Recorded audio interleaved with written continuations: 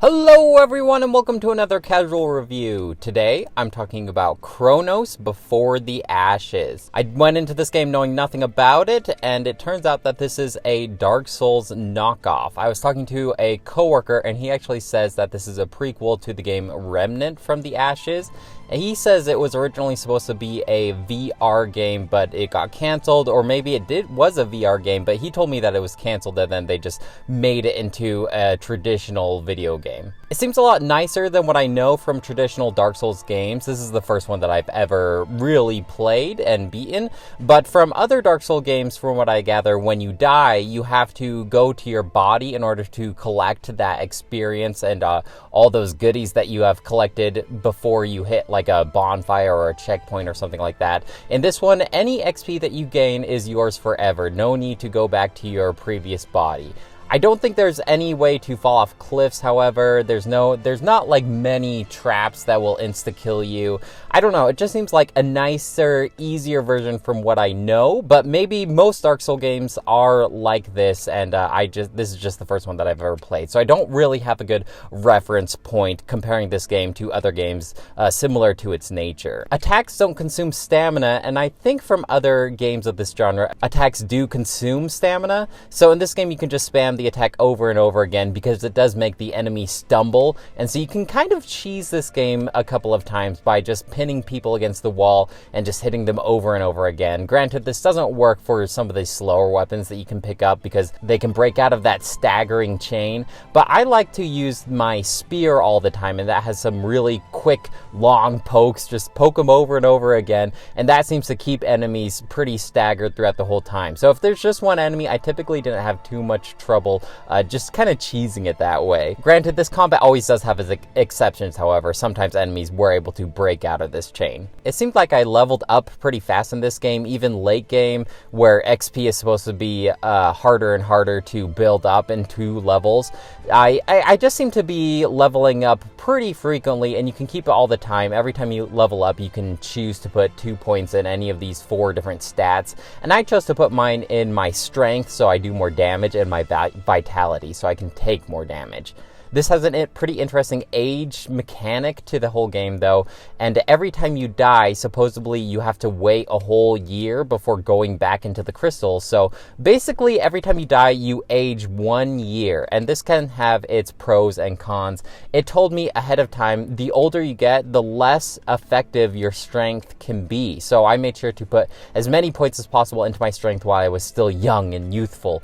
But it does say as you get older, you can put more into some other stats, and it's a little more beneficial to you. But the main benefit of dying and aging is every 10 years you can choose a pretty good beneficial stat to help you along. So I think that's just kind of give you a little bit of a handicap if you keep dying over and over again. I think by the end of the game, my character was 43, so I got 3 of those additional benefits, and one of them was giving me extra experience points. So I wonder if that's why it seemed like I was leveling up so much faster. I definitely would recommend getting that skill point in particular when you are 20, because every time you level up all the way, and you don't regenerate health naturally in this game, you have to use these like potion-like equivalents, and there's no way to get more of these potions unless you die. So leveling up was definitely a way to help you push forward further into the game before you finally did kick the bucket, which is pretty inevitable for a tough game like this. I mentioned weapons. As you progress throughout the world, you uncover different weapons, and you can choose to upgrade these with dragon shards, and that's dropped by enemies. So that's another benefit to going around and killing enemies, is you can upgrade your weapon. There's no armor, however, and you are just stuck looking the way you look at the beginning of the game. I was never too crazy about how my character looked. There wasn't too much in terms of character customization here. Just choose whether you're a boy or a girl, basically, and you just have this lame cloth armor the whole time. You never upgrade looking cool, you know, just like how Monster Hunter Rise is. You don't get cool armor like that at all. As you progress through the game, if you are familiar with this game genre, you will get these checkpoints, which are basically these crystals that are floating above the air, and you can use these to access fast travel points throughout the world. And you do need to backtrack quite a lot in this game, so you will be fast traveling traveling all over the place. Definitely beneficial, and it is pretty much a godsend when you do see one, because you know this is like a checkpoint, and you don't have to work your way all the way back up to this point if you die from the last crystal, because when you die, you basically come through the most recent crystal that you had interacted with. So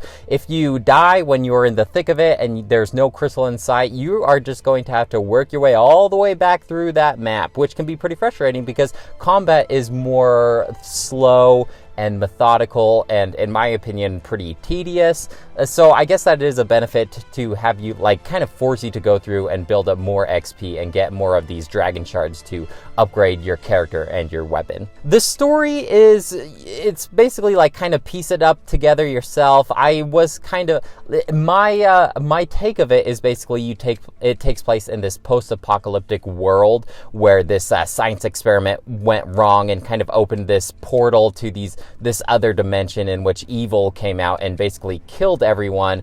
And so the human race in this post-apocalyptic world, they just use like medieval weapons, and basically you have to go through these crystals to try and slay the dragon that basically wreaked havoc to your world. That's how I understand the story. I have no idea how it ties to Remnant from the Ashes, as I've never played that, but I did look a couple things up online that helped clarify some things. I'm not going to say them here, but it is kind of like you have to scroll through these books and tomes and just piece together the story for yourself. That is another thing, though. I really wish that there was a subtitle for text, and I never thought I would say that before. At first, it doesn't really make sense, but a lot of the games utilize this, and now I know why. Because when you are reading through this old scroll that has this really fancy cursive handwriting on a tiny Nintendo Switch screen, it would be beneficial to have some plain Times New Roman text that tells me exactly what was on the page. Most of the time I did just skip reading the books because it was just, there's a lot of text to go through, and I just kind of wanted to get back to the gameplay. I figure if I was really curious enough what the lore was, I could look it up online. It has a lot of puzzle elements, similar to something like Myst, that old PC game, or a couple of the Resident Evil games where you pick up these objects and you have to go find what environment to interact with the objects, you know? So like if you'll see like a pedestal with this gem-like socket on top of it, you have to go find a gem somewhere throughout the world. It may not even be anywhere remotely close to this pedestal. And then when you interact with the pedestal, you have to scroll through all your items, find the right item that corresponds to the pedestal, and then that will allow you to move forward into the world. Aside from having to find the right object, sometimes you can combine objects in order to interact with the environment. It is a whole hassle. And then you have to solve certain puzzles, how to interact with certain things. I don't know. It just all felt maybe a little obtuse, and that's where a guide would certainly come in handy. I didn't use it all the time, but as far as finding out what object goes where and how to solve certain puzzles, I did end up looking up a couple of hints to get me going once more. A map certainly would have been nice. That's another way that a guide comes in handy, is there's no map and you just have to memorize how to get around. They have certain locked doors, and as you progress forward, you can unlock these doors from the other side in order to act as kind of like shortcuts in order to get you where you're going, so you don't have to wander all the way around these corridors. But even then, you just have to like kind of memorize where these shortcuts are, and I just always would benefit from a map. This port does not run well at all for the Nintendo Switch. I can't attest to how this goes on other consoles, but there are enormous loading times. I want to say somewhere near 2 to 3 minutes. You're just sitting there every time you fast travel, every time you go into a new world, you are going to be sitting through this long loading time. You know, a game that really says you are going to die a lot, they certainly punish you for dying a lot, because every time you die, it's a 2 to 3 minute waiting period. That's enough time for you to pull out your phone, start scrolling through social media.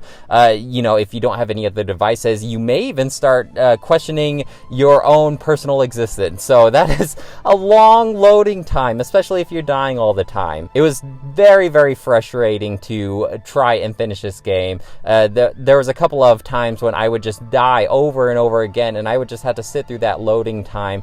I wouldn't be surprised if I spent about an hour total playing through this game with the loading times. Even when you're in the middle of a game, it stutters a lot. Most of the time it wouldn't affect the gameplay, the actual combat itself, but sometimes it would go down into the 1-digit frames per second, and it was very, very noticeable. Other times it would run pretty smoothly. Usually, like, I guess sometimes when there's not a lot on the screen, it would look pretty good actually, but the minute you get into combat with 1 or 2 characters, it starts dropping noticeably. I don't recommend playing this game on the Nintendo Switch, if I'm being completely honest. You know, maybe it's just because I don't really like this genre. It didn't do anything to change my mind about the Soulsborne kind of mechanics.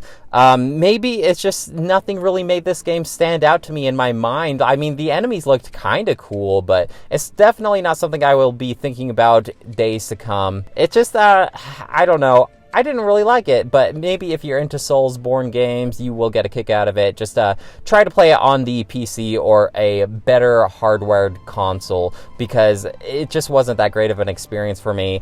I think I will give this game a 2 out of 5. There was a couple redeeming qualities. You know, I kind of did get why people enjoy this genre, that satisfaction of overcoming these tough obstacles, these hard bosses. Just, you feel so good when you finally do beat them, and I get that. I just don't think it's worth the pain and turmoil in order to get that satisfaction. Well guys, that's it for me. Let me know if you have any questions or comments about Kronos Before the Ashes. Let me know what your favorite Soulsborne game is that will change my mind about the whole genre. I'd love to hear what you have to say. I'll talk to you later.